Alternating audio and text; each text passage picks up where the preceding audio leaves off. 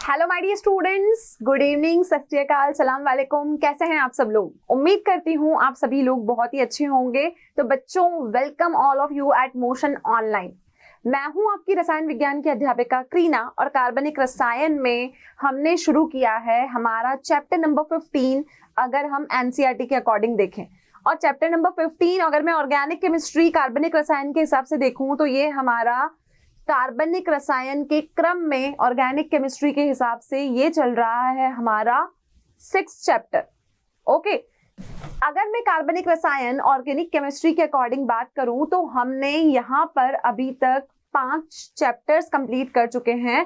5 chapters में जो initially हमारे 4 चैप्टर थे हमने उनमें कंप्लीट ऑर्गेनिक केमिस्ट्री को पढ़ा। मैंने आपको बोला कि 3 चैप्टर ये भी आपकी ऑर्गेनिक केमिस्ट्री का पार्ट है, लेकिन इसमें हमें पहले जैसा कुछ नहीं पढ़ना। तो हमने लास्ट लेक्चर में पॉलीमर्स को शुरू किया था, जो कि हमारी एनसीईआरटी का चैप्टर नंबर 15 है। इसका नाम है बहुलक। ठीक है, आज हम इसका लेक्चर 2 कंटिन्यू करेंगे, लेकिन एक बार जल्दी से रिवाइज कर लेते हैं कि हमने लेक्चर 1 में क्या क्या पढ़ा था। तो प्यारे बच्चों, लेक्चर 1 में मैंने आपको पॉलीमर जो कि होते हैं आपके बहुलक, उनका परिचय दिया था। इसके अलावा मैंने आपको बताया कि उनका वर्गीकरण कैसे होता है। तो बहुलकों को आपने वर्गीकरण के रूप में भी देखा कि वो आपके 3 प्रकार के हिसाब से स्रोतों के आधार पर वर्गीकृत है। क्या क्या आधार थे? स्रोतों के आधार पर एक आपके थे प्राकृतिक, एक थे आपके सहसंश्लेषित और एक थे आपके संश्लेषित, जिसको हम सिंथेटिक पॉलीमर्स भी कहते हैं। इसके अलावा मैंने एक नया टॉपिक शुरू किया था जो मैंने आपको लास्ट लेक्चर में बताया, आपका बहुत ही इंपॉर्टेंट टॉपिक है, जिसको हम इंग्लिश में पॉलीमराइजेशन कहते हैं और हिंदी में हम उसको बहुलकन कहते हैं।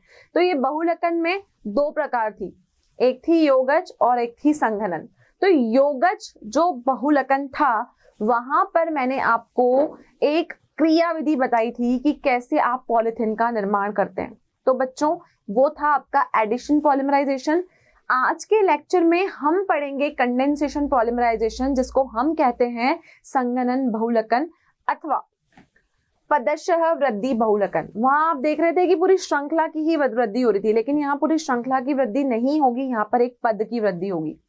पर बच्चों, इस टॉपिक को स्टार्ट करने से पहले मैं दोबारा से बैक में पिछले टॉपिक पे जाऊंगी जहां पर मैंने आपको योगज बहुलकन बताया था।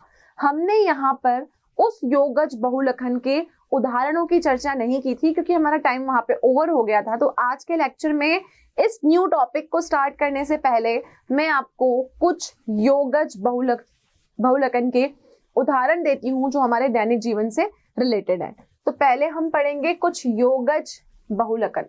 तो हम यहाँ पर बात करेंगे कुछ बहुत ही महत्वपूर्ण योगज बहुलकों की। तो योगज बहुलक का मतलब मैंने आपको कल क्या बताया? योगज का मतलब जो 2 एकलक के योग से बनेंगे। अगर वो एकलक आपका कैसा है, वो एकलक अगर आपका एक ही प्रकार का है, मोनोमर एक ही टाइप के हैं, तो उनको हम बोलते हैं समबहुलक, और अगर अलग अलग तरीके के हैं तो उसको हम बोलते हैं सबहुलक। तो बच्चों, योगज बहुलक का मतलब हुआ आपका एडिशन पॉलीमर्स। ठीक है, जो 2 चीजों के एडिशन होने से बने। अब अगर दोनों के मोनोमर मतलब आपके एकलक दोनों सेम है, तो सेम है तो हम उसको बोलेंगे समबहुलक। ठीक है, और अगर मोनोमर माने आपके एकलक वो एक जैसे नहीं है, वो डिफरेंट है, तो अगर वो डिफरेंट है तो हम उनको बोलेंगे सहबहुलक। तो एक हो गए समबहुलक और एक आपके हो गए सहबहुलक। क्लियर है इतना? तो देखिए, योगज बहुलक के हमारे दैनिक जीवन में बहुत सारे उदाहरण हैं, जिसमें से हमें 3 उदाहरण जो है उनकी डिटेल में आज चर्चा करनी है।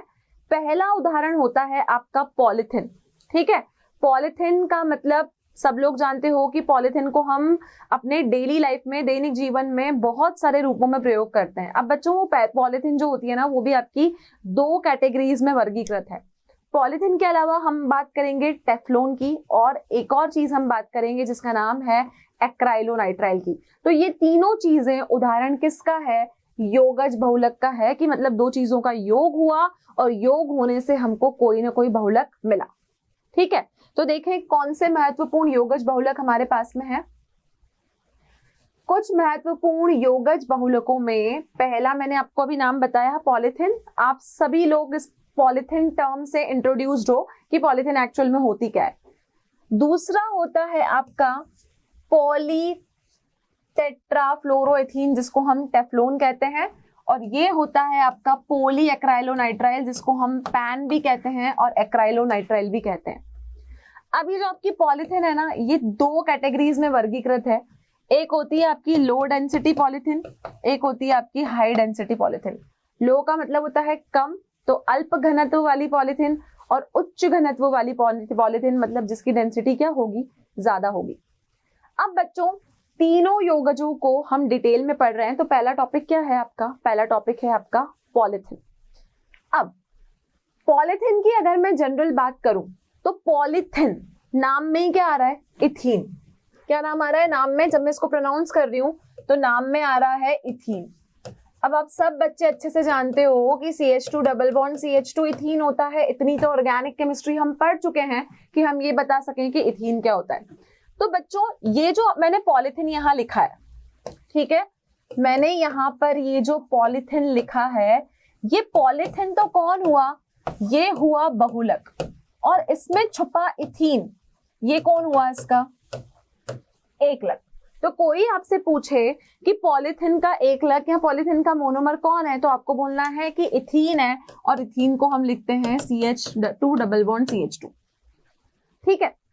अब बच्चों ये जो आपके पॉलीथिन होते हैं ना, ये पॉलीथिन के जो अणु हैं वो आपके रेखीय होते हैं, शाखाओं वाले होते हैं, और लंबी चेन वाले आपके अणु होते हैं। तो क्या प्रॉपर्टी है इनकी, पहली पॉलीथिन की आपकी पहली प्रॉपर्टी है यह रेखीय एवं शाखाएं भी होती है, लेकिन शाखाएं कम होती है, शाखाओं वाले लंबी श्रृंखला के अणु होते हैं। कैसी श्रृंखला होती है इनकी, ये लंबी श्रृंखला के अणु होते हैं। ठीक है। तो पहली प्रॉपर्टी हुई कि आप देखोगे कि यहाँ पर जो पॉलीथिन जो है वो श्रृंखला बनाएगी, तो अणुओं की श्रृंखला तो लंबी होगी, लेकिन उसमें ब्रांचिंग शाखा उसमें ज्यादा नहीं होगी। दूसरी प्रॉपर्टी कि अगर आप इस पॉलीथिन को गर्म करते हो, ठीक है, तो देखो अगर मैंने पॉलीथिन को गर्म किया तो वो गर्म करने पर मृदुल हो जाती है। कैसी हो जाती है, मृदुल। मृदुल का मतलब होता है कि जब हम किसी चीज को गर्म करते हैं तो वो कोमल हो जाती है, नरम हो जाती है। तो पॉलीथिन को गर्म करने पर वह मृदुल हो जाती है, और ठंडा करने पर वह कठोर हो जाती है। क्या हो जाती है, ठंडा करने पर कठोर हो जाती है। ठीक है। तो पॉलीथिन को अगर आप गर्म करोगे तो वो मृदुल हो जाएगी, और अगर आप उसको ठंडा करोगे तो वो क्या हो जाएगी, वो आपकी कठोर हो जाएगी। तीसरी प्रॉपर्टी पॉलीथिन के बारे में, इसका मतलब अगर कोई चीज गर्म करने पर कोमल हो जाती है, ठंडा करने पर कठोर हो जाती है, तो हम बच्चों ये कहेंगे कि वह ताप सुदृढ़ बहुलक है। वह कैसा बहुलक है, यह ताप सुदृढ़ बहुलक है। इतना क्लियर, सिंपल सी बात है। पॉलीथिन एक आपका बहुलक है, पॉलीथिन के अंदर इथीन जो है वो आपका एकलक है। हम बोल रहे हैं कि पॉलीथिन में जो भी श्रृंखला होती है अणुओं की, वो लंबी श्रृंखला होती है, रेखीय होती है या फिर शाखा वाली होती है। गर्म करोगे तो मृदुल हो जाएगा, ठंडा करोगे तो कठोर हो जाएगा। तो हम ये कह सकते हैं कि यह कैसा बहुलक है, यह आपका ताप सुदृढ़ बहुलक है।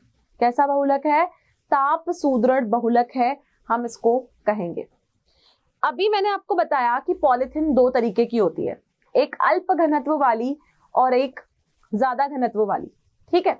तो बच्चों पॉलीथिन जो है वो हमारे पास में दो तरीके की होती है, एक को हम LDP कहते हैं और एक को हम HDP कहते हैं।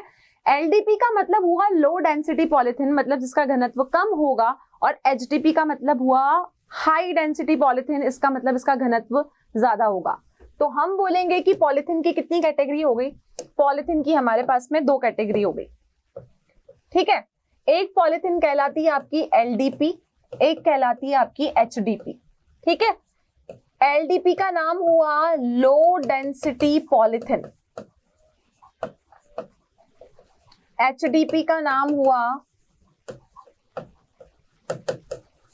High density polythene.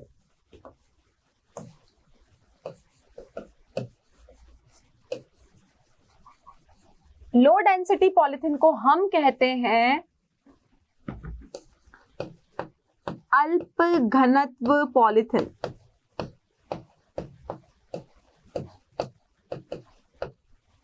और इसको हम कहते हैं उच्च घनत्व पॉलिथीन। तो एक हो गई अल्प घनत्व वाली और एक पॉलिथीन हो गई आपके पास में उच्च घनत्व वाली। तो चर्चा करते हैं पहले एलडीपी की, और एलडीपी का नाम है अल्प घनत्व वाली पॉलिथीन।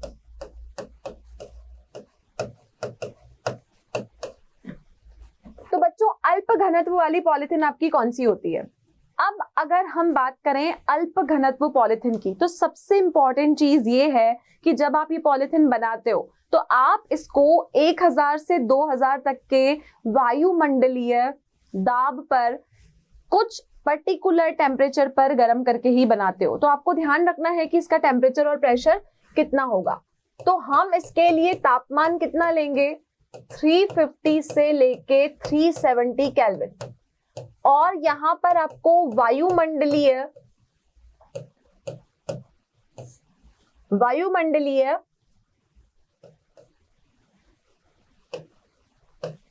दबाव कितना चाहिए, मतलब एटमॉस्फेरिक प्रेशर, वो चाहिए आपको 1000 से 2000 एटमॉस्फेयर तक, ठीक है। तो ये दोनों कंडीशन याद रखना जरूरी है, क्योंकि जब आप ये टेम्परेचर दोगे और ये प्रेशर दोगे तभी आपकी लो डेंसिटी पॉलिथीन बनेगी। अब बच्चों यहां पर उत्प्रेरक के रूप में हम क्या यूज करते हैं? हम यूज करते हैं हाइड्रोजन पेरोक्साइड। क्या यूज करते हैं? Hydrogen peroxide. हाइड्रोजन पेरोक्साइड का फॉर्मूला होता है आपका H2O2। जब आपने ये तीनों चीजों को हीट करके इथीन को दिया, तो इथीन को हाइड्रोजन पेरोक्साइड उत्प्रेरक की उपस्थिति में अगर आप 350 से 370 के ताप पर गर्म करते हो और उसको वायुमंडलीय दबाव 1000 से 2000 तक का देते हो, तो आप देखोगे कि आपका लो डेंसिटी पॉलिथीन का निर्माण होगा। अब इंपॉर्टेंट चीज ये है कि ये जो लो डेंसिटी पॉलिथीन्स होती है ना, ये आपकी शाखा वाली होती है। पॉलिथीन जो होती है उनका स्ट्रक्चर कैसे होता है? आप देखोगे कि ये पॉलिथीन का स्ट्रक्चर है, और इस पॉलिथीन में आपको बीच बीच में यहाँ पर क्या देखने को मिलेगी? बीच बीच में आपको यहाँ पर शाखाएं देखने को मिलेगी, ठीक है। तो लो डेंसिटी पॉलिथीन में आपकी ब्रांचिंग होती है। उसी के साथ ये जो लो डेंसिटी पॉलिथीन होता है ना, ये कठोर होता है, लेकिन ये पॉलिथीन आपकी लचीली होती है।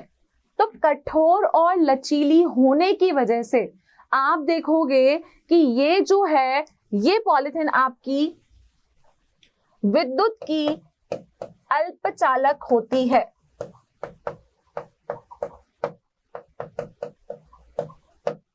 विद्युत की अल्पचालक होती है, मतलब विद्युत की अल्पचालक होने का मतलब ये है कि इसको आप विद्युत वाहकों के रूप में प्रयोग में नहीं ले सकते, क्योंकि ये बहुत ही कठोर और लचीली हैं। तो ये क्या करेंगे? विद्युत को इलेक्ट्रिसिटी को अपने थ्रू पास होने नहीं देंगी।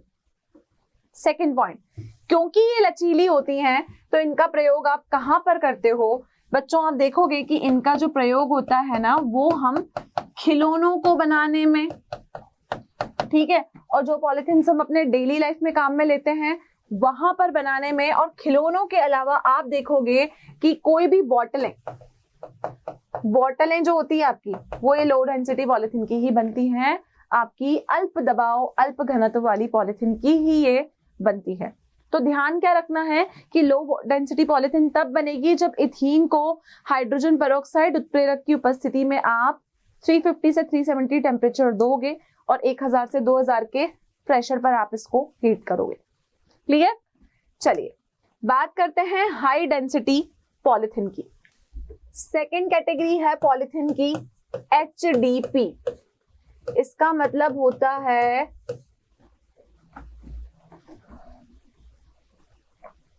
उच्च घनत्व पॉलीथिन। ठीक है, अब उच्च घनत्व पॉलीथिन में उत्प्रेरक कुछ अलग ही होगा। वो उत्प्रेरक आपका क्या होगा? उस उत्प्रेरक का नाम होगा, इसमें आप इथीन को टाइटेनियम टेट्राक्लोराइड, क्या लोगे? Titanium tetrachloride. ठीक है, टाइटेनियम टेट्राक्लोराइड।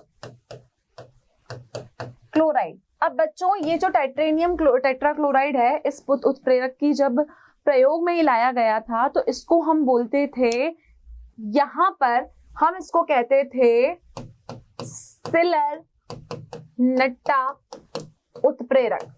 तो जब मैं यहां पर टाइटेनियम टेट्राक्लोराइड का नाम लूं, टाइटेनियम टेट्राक्लोराइड का मतलब है कि टाइटेनियम के साथ 4 क्लोरीन लगे हुए हैं, तो आप इसको बोलोगे कि ये नट्टा का उत्प्रेरक है, नाटा कैटलिस्ट है। इंग्लिश में हम इसको नाटा कहते हैं, हिंदी में जब हम इसको लिखते हैं तो हम इसको नट्टा उत्प्रेरक कहते हैं।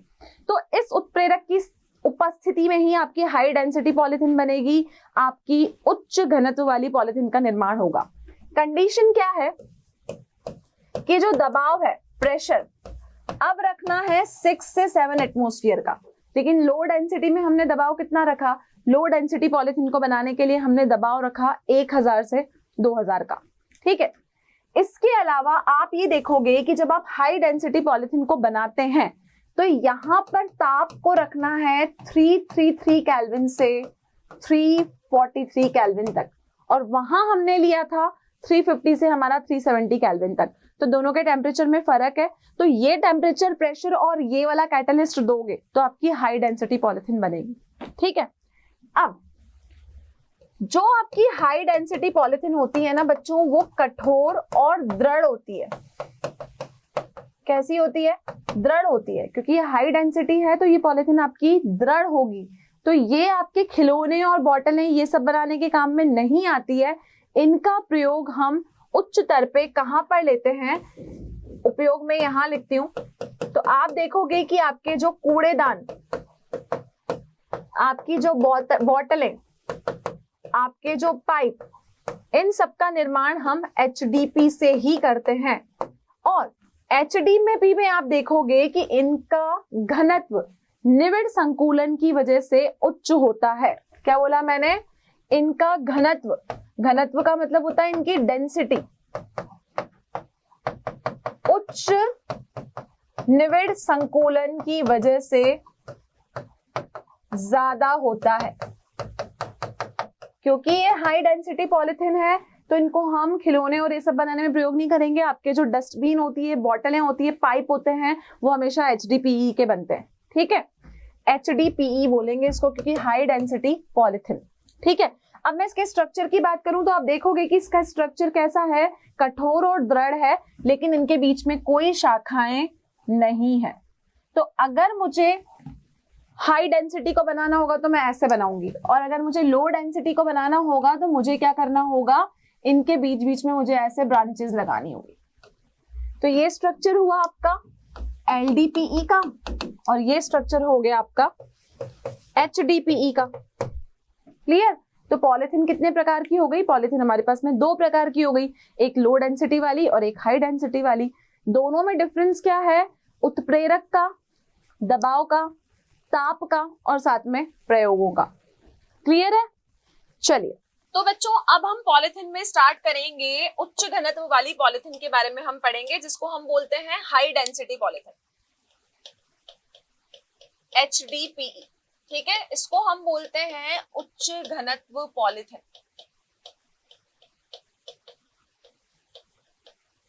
उच्च घनत्व पॉलिथीन, हाई डेंसिटी पॉलिथीन। अब इस हाई डेंसिटी पॉलिथीन को हम बनाते कैसे हैं?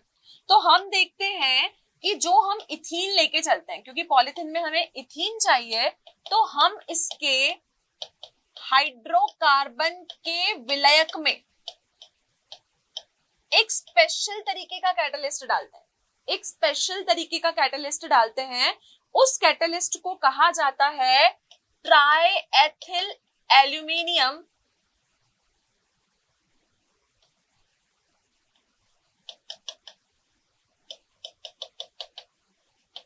टाइटेनियम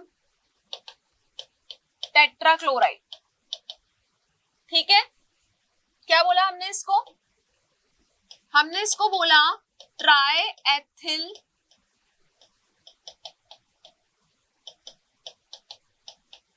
एल्यूमिनियम और टाइटेनियम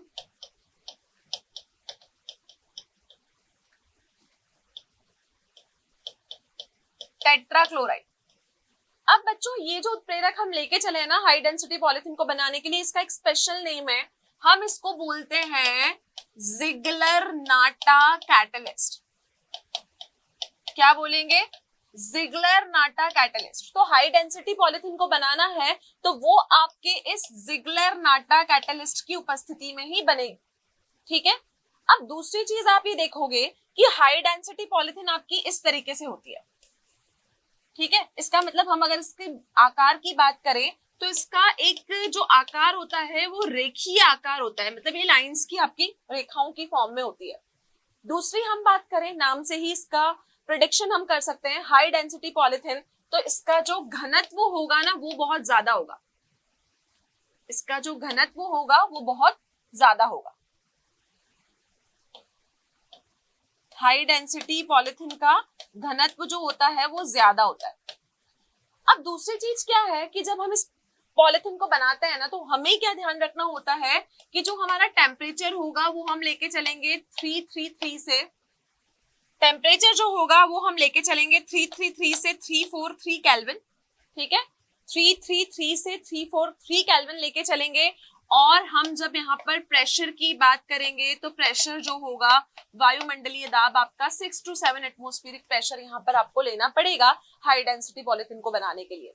क्योंकि इस पॉलिथीन का घनत्व बहुत ज्यादा होता है तो देखोगे कि जब हम इस पॉलिथीन की बात करेंगे तो इसका क्या कैरेक्टर होगा, एक तो ये बच्चों ये कठोर होगी और साथ में ये दृढ़ होगी। कैसे होगी हाई डेंसिटी पॉलिथीन? कठोर भी होगी और दृढ़ भी होगी। कठोर और दृढ़ होने के साथ हम ये कहेंगे कि ये पॉलिथीन जो है ये कहां पर काम आती है। आप देखोगे जो बकेट्स होती हैं, बाल्टियां बनाना, कूड़ेदान बनाना, तो जहां पर हमें हाईली मतलब हम बोलेंगे कि हमें हाई क्वालिटी का हमको अगर कोई प्लास्टिक चाहिए तो वहां पर हम HDPE का प्रयोग करेंगे। तो आप देखोगे कि बाल्टी बनाने में, कूड़ेदान बनाने में, और जहां पर हमको अच्छे प्लास्टिक की नीड है ना वहां पर हम HDPE को यूज करेंगे। तो HDPE को बनाने का तरीका क्या है? जिगलर-नाटा कैटलिस्ट की उपस्थिति में आपको उसको 333 से 343 केल्विन पर 6 to 7 एटमॉस्फेरिक प्रेशर पर अगर आप इसको हीट करते हो तो आपको हाई डेंसिटी पॉलिथीन मिलेगी। और इसका आकार कैसा होगा आप देख सकते हो, लाइंस की फॉर्म में आप इसका आकार देख रहे हो तो इसका आकार रेखीय होगा। ठीक है, और हाई डेंसिटी है मतलब इसका जो घनत्व होगा वो भी ऑब्वियसली ज्यादा होगा। तो this is all about high density polythenes. बहुलक है, उसका नाम है पॉलीटेट्राफ्लोरोएथीन, जिसको हम टेफ्लोन कहते हैं। क्या कहते हैं? टेफ्लोन बोलते हैं। Teflon, PTFE। अब ये जो PTFE है ना, पॉली, P मतलब पॉली, T मतलब टेट्रा, F मतलब फ्लोरो, E मतलब इथीन। ये पॉलीटेट्राफ्लोरोइथीन मैंने लिखा है, इसका मतलब ये आपका बहुलक है। क्या है बच्चों? ये आपका बहुलक है। तो ये अगर बहुलक है तो एकलक क्या है? एकलक भी आपको इसी में से ढूंढना है। देखो पॉली वाले शब्द को हटा दो, जो फ्लोरोइथीन है ना आपका टेट्राफ्लोरोइथीन, यही आपका बहुलक है, सॉरी एकलक है। तो एकलक क्या हुआ? एकलक हुआ टेट्रा फ्लोरोएथीन। अब आप पूछोगे कि मैडम टेट्राफ्लोरोएथीन होता क्या है? टेट्रा मतलब क्या हुआ? टेट्रा मतलब 4 हुआ, फ्लोरो मतलब फ्लोरीन हुआ, और एथीन का मतलब कार्बन, कार्बन के बीच में आपका डबल बॉन्ड है। ठीक है, तो लिखेंगे कैसे? CF2 double bond CF2। Ethene मतलब 2 कार्बन और फ्लोरीन का मतलब आपके 4 फ्लोरीन हो गए, F2 साथ में हो गए। अब इस टेफ्लॉन का प्रयोग हम कहां पर करते हैं बच्चों? अगर इस टेट्राफ्लोरोएथीन को आप उत्प्रेरक की उपस्थिति में इसका बहुलकन करवाते हैं, पॉलीमराइजेशन कराते हैं, तो आपको पॉलीटेट्राफ्लोरोएथीन मिल जाता है। अब होता क्या है कि आपने देखा है कि अगर हमें घर में रोटी बनानी होती है तो हम नॉर्मल तवा यूज करते हैं, लेकिन आपने देखा है कि अगर हमें डोसा बनाना होता है तो हम एक स्पेशल तवा निकालते हैं जिसको हम बोलते हैं नॉन स्टिक तवा। सबने सुना होगा। तो आप देखोगे कि जिन बर्तनों पे नॉन स्टिक कोटिंग की जाती है वो नॉन स्टिक कोटिंग और किसी की नहीं, इसी टेफ्लॉन की होती है। तो टेफ्लॉन का जो इंपॉर्टेंट यूज है ना वो क्या है कि जो नॉन स्टिक बर्तन हम घर में यूज करते हैं उसके ऊपर कोटिंग किसकी है? उसके ऊपर टेफ्लॉन की कोटिंग है। इसके अलावा ये बहुत सारे दूसरे प्रयोगों में भी काम आता है, गैस्केटों को बनाने में भी काम में आता है क्योंकि ये काफी दृढ़ होता है। ठीक है, तो देखो तो बच्चों ये हुआ आपका CF2 डबल बॉन्ड CF2 जिसको हम टेट्राफ्लोरोएथीन बोलेंगे। अब आप देखोगे हमें यहाँ लेके चलना पड़ेगा NCF2 डबल बॉन्ड NCF2। इसको हम क्या बोलेंगे? इसको हम बोलेंगे टेट्रा फ्लूओरो एथिन। क्या बोलेंगे? टेट्राफ्लूओरोएथिन। ठीक है, अब आप क्या करोगे? इसका उच्च दाब पर जब आप इसका बहुलकन करोगे तो बहुलकन करने पे आपको क्या मिलेगा? आप यहाँ देखोगे कि बहुलकन करने पे आपको जो प्रोडक्ट मिलेगा वो मिलेगा CF2 डबल बॉन्ड टूट जाएगा, यहाँ मुझे लगाने पड़ेंगे स्क्वायर ब्रैकेट और यहाँ मुझे लगाना पड़ेगा N। क्लियर? तो ये क्या हुआ? ये आपका बना बच्चों टेफ्लॉन। तो लेके चलना है टेट्राफ्लोरोएथीन। टेट्राफ्लोरोएथीन से हम उसका बहुलकन करके क्या बनाएंगे? टेफ्लॉन बनाएंगे। अब ये टेफ्लॉन जो है ये कहां पर प्रयोग में आता है? तो अगर मैं इस टेफ्लॉन के यूज की बात करूं तो बच्चों सबसे पहले तो ये आपकी ऑयल सील बनाने के काम में आता है। ठीक है, दूसरा ये काम आता है गैस्केट्स के निर्माण में, गैस्केटों के निर्माण में।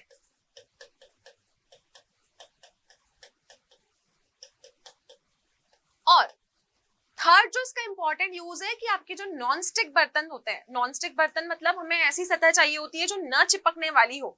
तो नॉन स्टिक जो कुकवेयर्स होते हैं जिसमें हमें न चिपकने वाली सतह चाहिए वहां पर भी टेफ्लॉन की कोटिंग की जाती है ताकि वहां पर हम जो भी कुछ बनाएं वो सतह पर चिपके ना।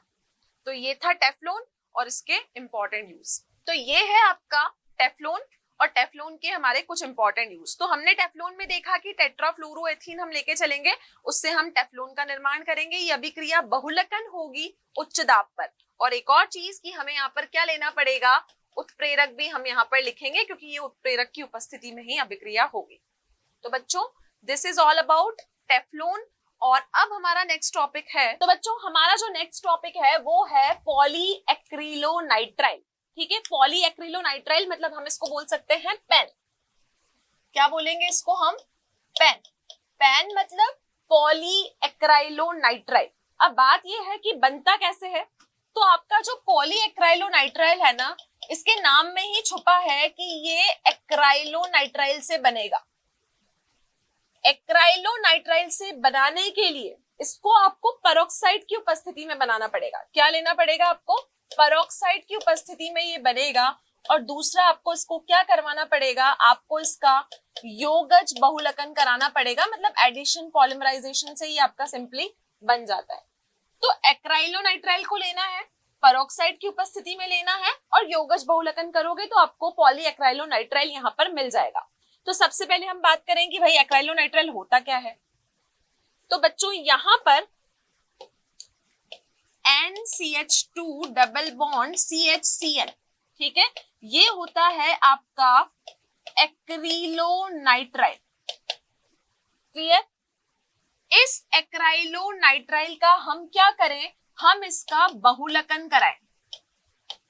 ठीक है, बहुलकन किसकी उपस्थिति में कराना है? पेरोक्साइड की उपस्थिति में कराना है। ध्यान रखना है, पेरोक्साइड को उत्प्रेरक के रूप में काम लेंगे तभी हमारा पॉलीएक्राइलोनाइट्राइल यहाँ पर फॉर्म होगा। अब ये बनेगा कैसे?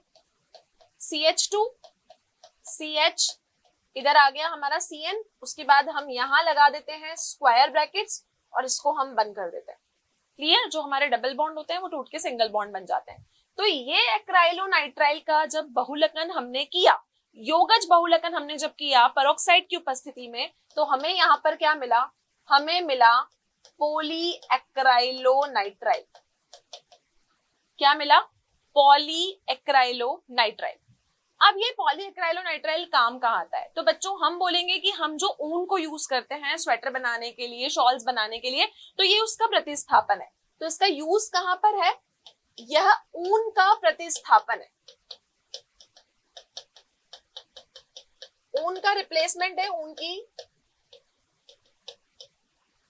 ऊन को बनाने के लिए हम इसका प्रयोग में लेते हैं, क्योंकि नेचुरल जो वूल है वो हम इतनी सारी ऑब्टेन नहीं कर सकते। उसके बाद में दूसरी चीज क्या है कि जो आपका ओरलोन और एक्रिलिन, आप ऊन का जो आप फॉर्म यूज करते हो उसको बनाने में ही काम में आता है। तो हम बोलेंगे कि ओरलोन और एक्रिलोन ये बनाने के काम में ये आता है। एक्रिलिन भी हम इसके लिए टर्म प्रोनाउंस करते हैं। तो ये आपका जो ऊन है उसका प्रतिस्थापन है पेन। मोनोमर किसका है? मोनोमर क्या है इसका? एक्राइलोनाइट्राइल है। बहुलकन से बनेगा और पेरोक्साइड उत्प्रेरक की उपस्थिति में ही बनेगा। Clear students? तो ये था आपका पॉलीएक्राइलोनाइट्राइल। आगे बढ़ते हैं हम हमारे आखिरी योगज बहुलक के तरफ, जिसका नाम है पॉलीएक्रिलोनाइट्राइल। अगर मैं इस पॉलीएक्रिलोनाइट्राइल की बात करूं तो इसको हम पैन भी बोलते हैं, क्योंकि इसकी फुल फॉर्म से ही ये नाम बन रहा है। अब बच्चों आप क्या देखोगे कि ये जो आपका पॉलीएक्राइलोनाइट्राइल है ना, इसमें आपको एक्राइलोनाइट्राइल लेना पड़ेगा। ठीक है? ये पॉलीएक्राइलोनाइट्राइल तो क्या हुआ? ये आपका हो गया बहुलक, ये आपका बहुलक है। लेकिन अगर मैं इसके एकलक की बात करूं तो इसका एकलक कौन होगा? पॉली हटा दो स्पेलिंग में से, तो पॉली अगर स्पेलिंग में से हटा दिया तो एक्राइलोनाइट्राइल जो हो गया वो इसका एकलक हो गया। हिंदी में इसको लिखेंगे एक्राइलोनाइट्राइल। अभी एक्राइलोनाइट्राइल क्या होता है? एक्राइलोनाइट्राइल का मतलब है CH डबल बॉन्ड CN। ठीक है? CH double bond CN, carbon के हमको कितनी वैलेंसी पूरी करनी होती है? 4 वैलेंसी हमको कार्बन की यहाँ पर पूरी करनी है, तो हम यहाँ पर लगा देंगे CH2। एक्राइलोनाइट्राइल क्या हुआ? ये एक्राइलोनाइट्राइल, आगे मुझे N लगाना है। अब मैंने क्या बोला कि मुझे किसी भी उत्प्रेरक की उपस्थिति में इसका क्या करना है? इसका मुझे बहुलकन करवाना है। तो अभी मैंने आपको सिखाया करना क्या है। CH2 लिखो, डबल बॉन्ड को तोड़ के CH CN, यहां लगा दो स्क्वायर ब्रैकेट और यहां पे लगा दो आप N। ये क्या बन गया? ये बन गया आपका पैन। पैन मतलब पॉलीएक्राइलोनाइट्राइल। ठीक है? अब इस पॉलीएक्राइलोनाइट्राइल का क्या मतलब है? बच्चों अगर आपने देखा है कि सर्दियों में हम जो स्वेटर पहनते हैं वो ऊन के बने होते हैं। अब ऊन का जो हम ऊन का जो गोला खरीदते हैं, तो उस ऊन के गोले पे आपने देखा होगा कई बार ओरलोन और एक्रिलोन लिखा होता है। तो आप देखोगे कि ऊन को बनाने में ऊन जो होती है ना वो आपकी ओरलोन भी हो सकती है और एक्रिलोन भी हो सकती है। तो ये एक्राइलोनाइट्राइल इस ओरलोन या फिर एक्रिलोन को बनाने के काम में आता है, जिससे ऊन बनती है। और ऊन से आगे जाके हमारे स्वेटर्स, ब्लैंकेट्स, आप देखते हो बहुत सारी चीजें हम बना सकते हैं। तो पैन का मतलब है पॉलीएक्राइलोनाइट्राइल और एक्राइलो से बनता है आपका ओरलोन या फिर एक्रिलोन। क्लियर? तो ये क्या थे? ये सभी आपके थे योगज बहुलक के उदाहरण। क्लियर हुआ एडिशन पॉलीमराइजेशन? आगे जो मैंने बोला था कि इस चैप्टर में हम चर्चा करेंगे, आज हम पढ़ेंगे कंडेंसेशन पॉलीमराइजेशन के बारे में। और कंडेंसेशन पॉलीमराइजेशन का मतलब क्या होता है कि हमने संघनन बहुलकन किया। संघनन में हमेशा कोई ना कोई एक ऐसी चीज होती है जिसका मॉलिक्यूल जो होता है वो रिएक्शन में से बाहर निकल जाता है। तो शुरू करते हैं, संघनन बहुलकन। ठीक है, संघनन बहुलकन मतलब कंडेंसेशन पॉलिमराइजेशन। कंडेंसेशन पॉलिमराइजेशन, इसको मार्क कर लो, इंपॉर्टेंट, एग्जाम में डेफिनेटली पूछा जाता है। उसका नाम था श्रृंखला वृद्धि, इसका नाम है पदशः वृद्धि। ठीक है, श्रृंखला वृद्धि का मतलब है वहां पे जब भी आप एडिशन पॉलिमराइजेशन में कुछ बना रहे थे तो श्रृंखला की लंबाई बढ़ती जा रही थी। यहाँ लिखा है पदशः वृद्धि, तो यहाँ पर पूरी चेन की लंबाई नहीं बढ़ेगी, सिर्फ एक पद जो होगा उसमें आप वृद्धि को यहाँ पर नोटिस करोगे। अब संघनन बहुलकन होता कैसे है? ठीक है, तो देखिए, अब जो कंडेंसेशन पॉलिमराइजेशन होगा वो कैसे होगा? यह आपका बहुलकन दो द्विक्रियात्मकों,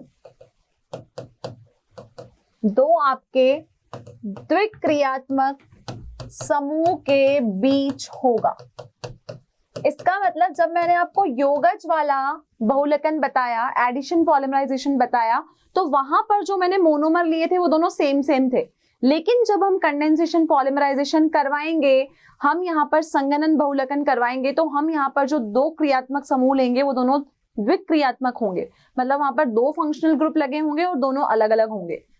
अब इस तरह के संघनन में, इस तरह के संघनन में जब अभिक्रिया होगी, जब अभिक्रिया होगी, क्योंकि इसका नाम क्या है? संघनन है, तो यहां पर सरल अणु, सरल अणु का मतलब बच्चों आपके सिंपल मॉलिक्यूल, सिंपल मॉलिक्यूल में क्या होते हैं? जैसे हो गया आपका वाटर, जल, एल्कोहल, ऐसे जो अणु हैं वो रिएक्शन में से बाहर निकल जाते हैं, तो इन अणुओं का ह्रास हो जाता है। ह्रास हो जाता है मतलब ये अणु इसमें से सिंपल मॉलिक्यूल निकल जाते हैं। अब ये जो कंडेंसेशन पॉलिमराइजेशन है, पहली चीज तो यहाँ पर दोनों मोनोमर अलग अलग होंगे, अलग होने के साथ उनके क्रियात्मक समूह भी भिन्न भिन्न होंगे और वो द्विक्रियात्मक होंगे, मतलब दो दो फंक्शनल ग्रुप उनके ऊपर लगे होंगे। तीसरी चीज कि जब आप ये अभिक्रिया करवाओगे तो इस अभिक्रिया में आप क्या देखेंगे? इस अभिक्रिया में आप देखेंगे कि जो आपके सरल अणु हैं, जैसे जल हुआ, अल्कोहल हुआ या सोडियम का कोई अणु हुआ, वो अभिक्रिया में से बाहर निकल जाएंगे।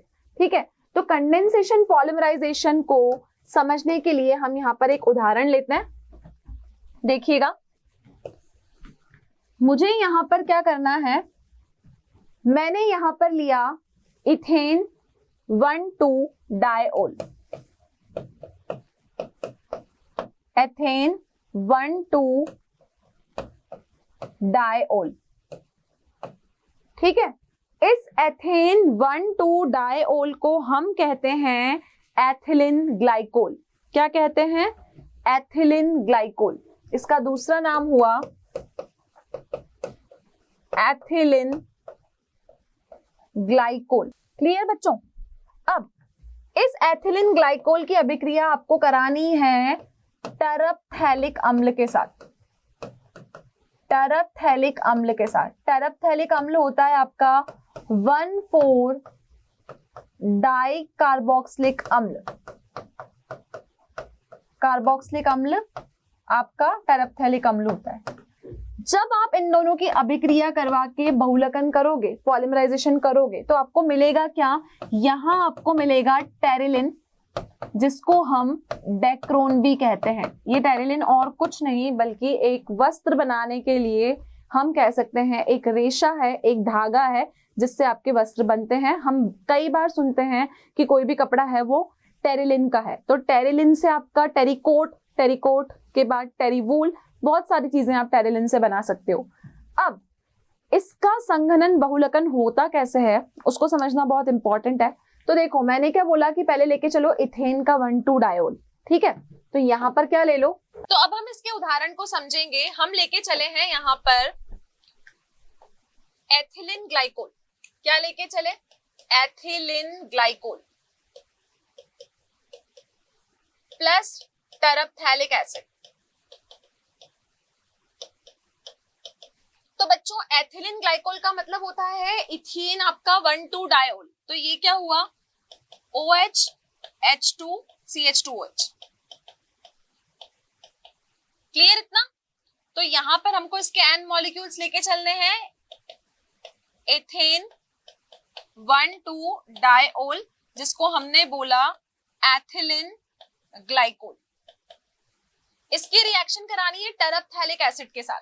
टरपथैलिक एसिड क्या होता है आपका, यहां पर हम स्क्वायर ब्रैकेट्स को हटा देते हैं, यहां हम ब्रैकेट नहीं लगाएंगे, यहां पे हम सिर्फ N लिखेंगे।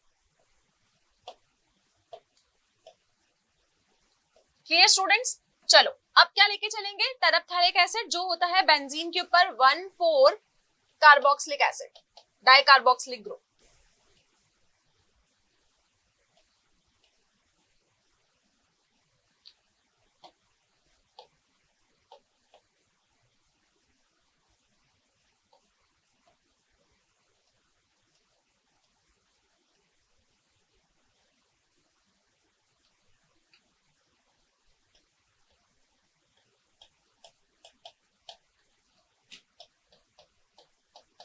ठीक है, ये हमने लगा दिया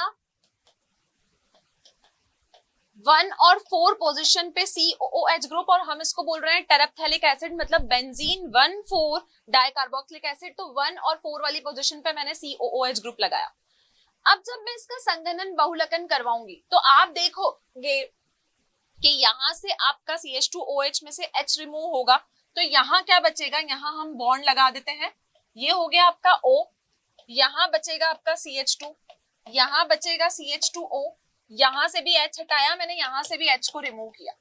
ठीक है, यहाँ से मुझे क्या रिमूव करना है, OH, यहाँ से भी OH, तो यहाँ क्या बचेगा, C डबल बॉन्ड O। यहाँ पर आपकी बेंजीन की रिंग को हम एज इट इज बना लेंगे।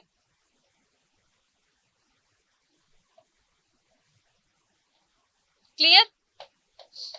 यहाँ भी आपका C डबल बॉन्ड O, क्योंकि यहाँ से भी आपका OH निकलेगा, ये स्क्वायर ब्रैकेट आपका कंप्लीट, और N, और यहाँ से क्योंकि ये संघनन बहुलकन है तो यहाँ से क्या निकलेगा, वाटर का मॉलिक्यूल आपका बाहर निकल जाएगा। तो यहाँ से हमने H को हटाया, यहाँ से H को, इधर से हमने 2 OH हटाए, तो ये बचा OCH2 CH2O C double bond O C double bond O। और ये जो स्ट्रक्चर है ये किसका स्ट्रक्चर होता है, ये आपका डेक्रोन का स्ट्रक्चर होता है। क्लियर? तो संघनन बहुलकन से आप क्या कर सकते हो, डेक्रोन का, यहाँ पर जिसको आप टेरिलिन भी बोलते हो, क्योंकि टरपथैलिक हम अम्ल लेके चले और इथाइलिन ग्लाइकोल है, तो इन दोनों का मिला हुआ टर्म होगा टेरिलिन। ठीक है, तो हम इसको टेरिलिन भी बोल सकते हैं, ये हमें इन दोनों के संघनन बहुलकन से प्राप्त होगा। क्लियर है इतना? चलिए अब हम आगे बढ़ते हैं। तो बच्चों आज के लेक्चर में हमने क्या सीखा, आज के लेक्चर में बेसिकली हमने कुछ योगज बहुलकों के उदाहरण पढ़े, जिसमें हमने पॉलीथिन के बारे में पढ़ा, टेफ्लून के बारे में पढ़ा, एक्राइलोनाइट्राइल के बारे में पढ़ा, और हमने ये सीखा कि संघनन बहुलकन होता क्या है। अब आपसे एग्जाम में क्वेश्चन कैसे पूछा जाएगा, संघनन बहुलकन को स्पष्ट कीजिए उदाहरण के साथ, या फिर आपसे पूछा जाएगा कि टेरिलिन बनाने के लिए मुझे क्या क्या एकलक चाहिए। टेरिलिन बनाने के लिए 2 मोनोमर है, एक तो इथाइलिन ग्लाइकोल और दूसरा आपका टरपथैलिक अम्ल। तो इसी तरीके के क्वेश्चंस आपके एग्जाम में अराइज होंगे। तो आज का हमारा लेक्चर यहीं पूरा होता है। नेक्स्ट लेक्चर में हम कुछ संघनन बहुलकन से होने वाले उदाहरणों की चर्चा करेंगे। तो आई होप कि आज का लेक्चर सभी बच्चों को क्लियर है। नेक्स्ट लेक्चर में हम संघनन बहुलकन के कुछ महत्वपूर्ण उदाहरणों की चर्चा करेंगे। तो बच्चों इस चैप्टर से रिलेटेड अगर आपको कोई भी कंटेंट, डीपीपी या क्वेश्चंस की रिक्वायरमेंट है तो आप डाउनलोड कर सकते हैं हमारा मोशन लर्निंग ऐप। तो नेक्स्ट लेक्चर में हम फिर मिलेंगे with a fresh new topic. So thank you so much, have a great day and stay connected with us. आशा करता हूं हमारे टॉप एजुकेटर का यह लेक्चर आपको पसंद आया होगा। अगर पसंद आया है तो वीडियो को लाइक करिए, चैनल को सब्सक्राइब करिए और शेयर भी करिए, क्योंकि ज्ञान बांटने से बढ़ता है और सही बताऊं तो पुण्य भी मिलता है। मुझे सुनने के लिए बहुत बहुत धन्यवाद। Thank you.